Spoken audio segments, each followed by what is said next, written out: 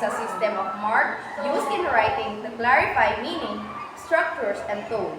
It helps readers understand the relationship between words and phrases, recognize the intended poses, and emphasize the ultimately grasp and writer message. Each punctuation mark serves a specific purpose, adding nouns and clarity to written communication. The first is period. End of the sentence. The period is the most fundamental punctuation mark, signaling the end of the complete thought. It indicates a full stop, a pause, and a transition to a new idea. For example, the sun dipped below the horizon, painting the sky with variant hues of orange and purple. The period after purple marks the end of the sentence, creating a pause of the reader to process the imagery before moving on to the next thought. The next is comma. Separating item in a list, commas act as a dividers within a list, ensuring clarity and preventing a jumble of words. They provide visual breaks, making it easier for the reader to identify distinct items. For example, for her birthday, Sarah received a new bike, a stylish handbag, a box of chocolates, and a heartfelt letter from her grandmother. The commas help the reader distinguish between the four distinct gifts Sarah received. The next is question mark, the direct question. The question mark it is hallmark of a direct question, signaling to the reader that an answer is expected. It's like a verbal prompting the reader to engage within the query. For example, what time does the train leave for London? The question mark at the end of the sentence indicate that the writer is seeking information, prompting the reader to provide an answer. Fourth, exclamation mark. Strong emotions. The exclamation mark serves as a visual cue to express strong emotions, highlighting surprise, excitement, alarm, or even anger. It amplifies the tone of the sentence, making it more forceful or impactful. Example, wow, that was an incredible performance. The exclamation mark after performance intensifies the expression of amazement, making the reader feel the speaker's excitement. Fifth, colon. Introducing a list, the colon acts as a signal to introduce a list of items, giving the reader an indication that a series of related elements will follow. It's like a signpost pointing to a collection of information. For example, the recipe calls for the following ingredients: flour, sugar, eggs, and milk. The colon after ingredients signals the beginning of a list, preparing the reader for the specific items that will be listed. Sixth, semicolon, separating closely related independent clauses. The semicolon is a bridge between the two closely related independent clauses, creating a sense of connection and continuity between the ideas. It's like a pause between two parts of a journey, acknowledging the connection between the two destinations. For example, the rain was pouring, the wind was howling. The semicolon after howling indicates a close relationship between the two clauses, emphasizing the connection between the rain and the wind. Seventh, apostrophe. Contractions. The apostrophe is used to indicate the letters have been omitted in a contraction, creating a shortened form of a word or phrase. It's like a placeholder, making the spot where letters have been removed. For example, I am, can't, cannot, don't, do not. The apostrophe replaces the omitted letters, creating a shorthand version of the original phrase. 8. Quotation marks. Direct speech. Quotation marks are used to enclose direct speech visually separating the speaker's words from the rest of the text. It like a speech bubble containing the broken words within a clear boundary. Example, she said, I'm going to the store. The quotation marks enclose the words, I'm going to the store, making it clear that these are the exact words spoken by the person. Number 9, hyphen. Compound words. Hyphens are used to join two or more words together to form a compound word, creating a single unit from multiple elements. It's like a glue. It binds words together to form a new meaning. Example of this, well-known self-service. The hyphen in well-known and self-service joins the individual words together to create new compound words. Number 10, dash. Emphasis. Dashes are used to emphasize a word, phrase, or clues, creating a sense of drama or urgency. It's like a spotlight, focusing attention on specific elements within the sentence. Example, the only thing I need, a little peace and quiet. The dash after the need highlights the phrase a little peace and quiet, emphasizing its importance. Parentheses. Additional information. Parentheses are used to enclose additional information that is not essential to the meaning of the sentence. It's like a whisper providing extra detail without overpowering the main message. Example, the capital of France, Paris, is a beautiful city. The parentheses enclose the word Paris, providing additional information about the capital of France without changing the core idea that the Paris is a beautiful city. Brackets. Clarification. Brackets are used to enclose explanatory material within a quotation, providing a context or clarifications for the quoted material. It's like a footnote. It added a text, extra text information to the quoted text. Example of this, the book The Great Gatsby is a classic.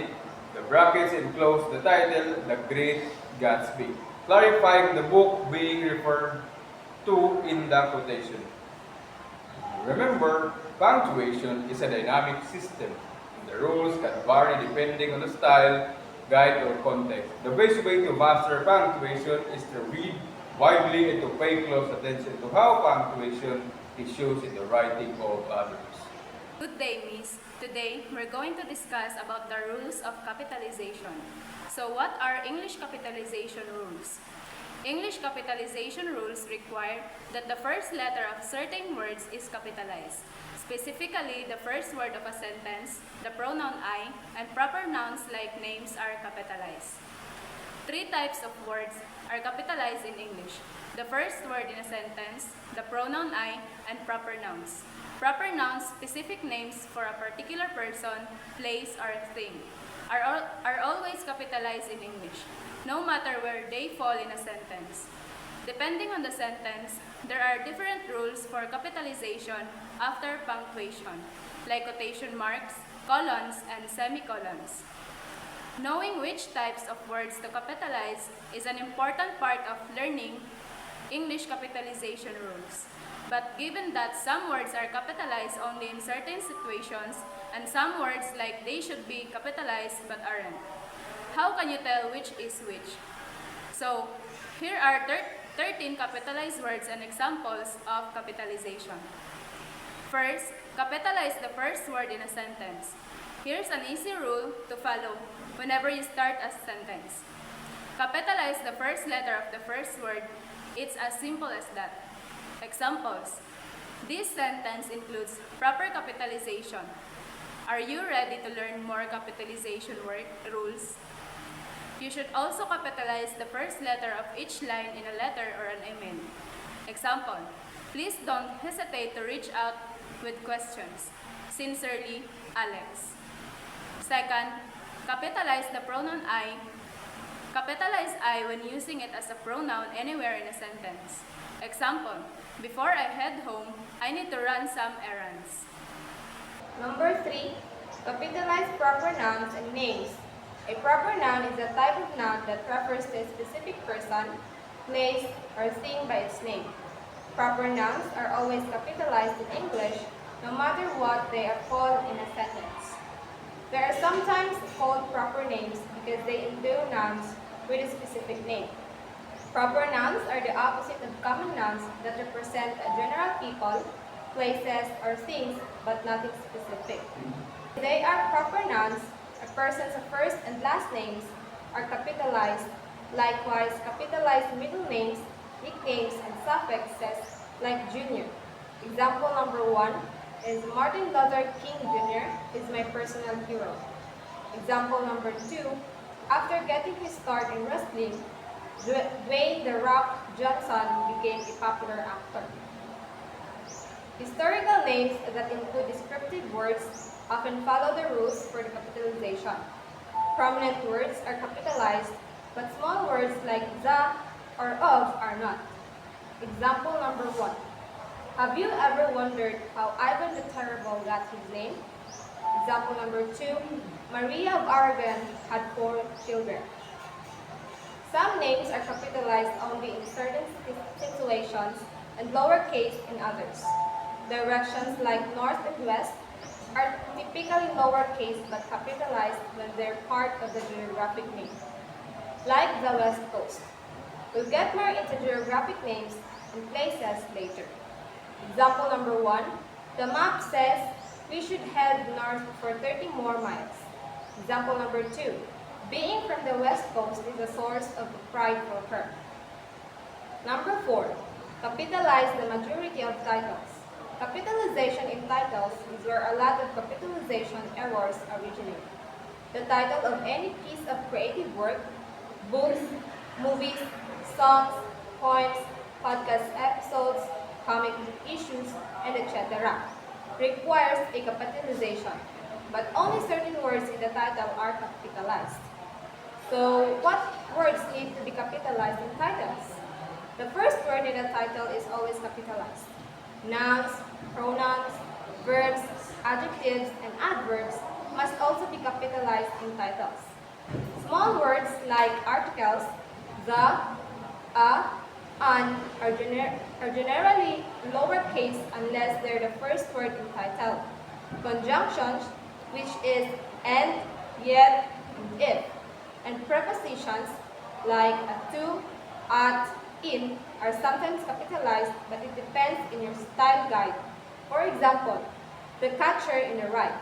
And example number 2 is of mice and men.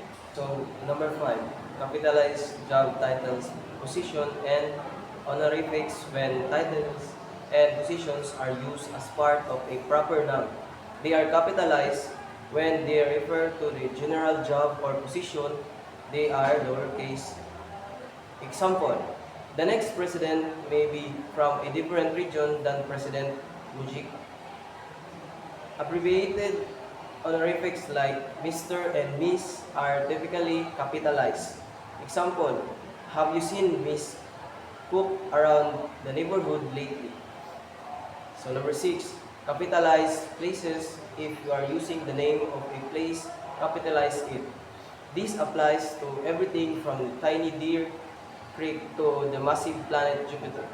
Examples, my favorite place to visit is New York City. Did you know Lake Victoria is the world's second largest freshwater lake? However, if you aren't using the name of a place but the general word to describe it, don't capitalize the word. Examples, let's swing by the ice cream shop on our way home.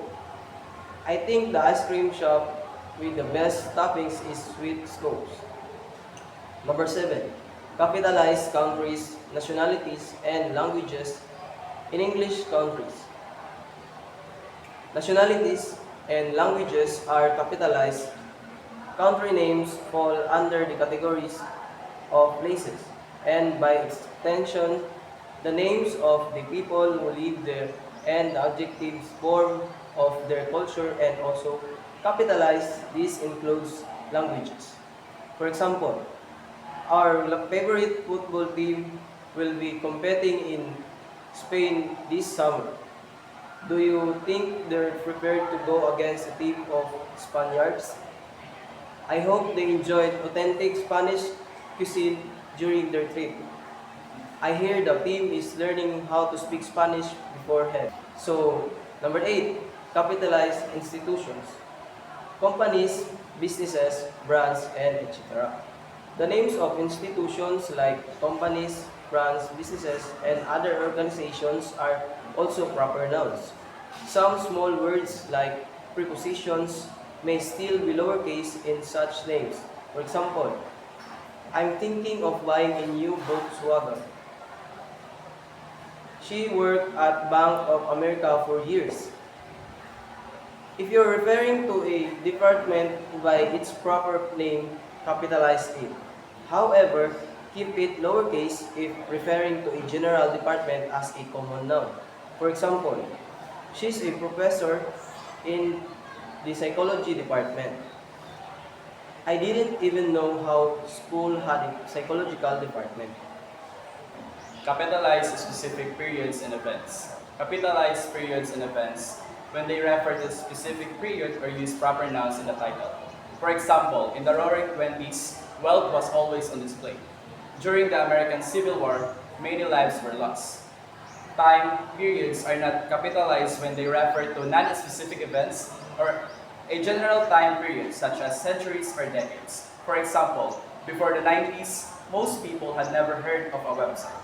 Number 10, capitalize days, months, and holidays. In English, days and months are capitalized because they are proper nouns. For example, this year, Easter fell on the first Sunday in April.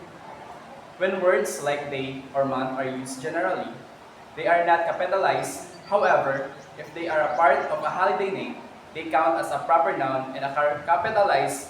For example, what day is Father's Day? 11. Capitalize seasons in titles only the seasons spring, summer, autumn or fall, and winter are not capitalized. They use lowercase letters just like other common nouns. For example, last winter and springs were so bad. This summer has to be better. However, seasons are often used in titles, especially in fashion. In this case, they are a part of a proper noun and are capitalized. For example, Hermes Fall 2022 collection was even better than Prada's Spring 2021 collection. Number 12, capitalize acronyms. Acronyms combine the first letters of multiple words to make a new word.